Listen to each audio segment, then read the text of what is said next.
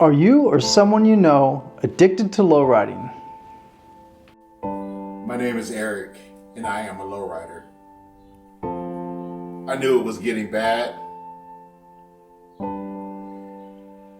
when my wife said we needed groceries. And I said, we have groceries, but they're just chrome.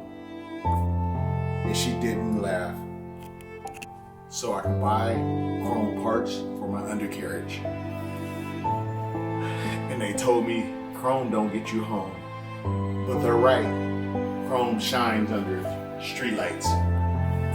Studies indicate that every year, 66% of males contract advanced lowrideritis.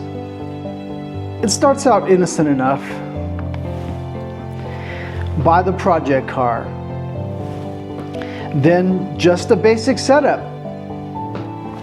The next thing you know, the car's hopping higher than your credit score. By stage 3, they're skipping work to attend the car shows. I knew I wasn't myself when I gave up my Netflix subscription because the money could have went towards a chrome grill. I told myself I'd catch up later, but I didn't. Lowrideritis is highly symptomatic. Just one more upgrade. Hydraulics are a retirement plan. A quick car show ends up being 6 hours. At my lowest, I did not get kicked out of my house. I was temporarily relocated due to excessive chrome. It was smoother than my mattress, but my neighbors liked to bounce. I even ruined my friends. I convinced them to build lowriders too.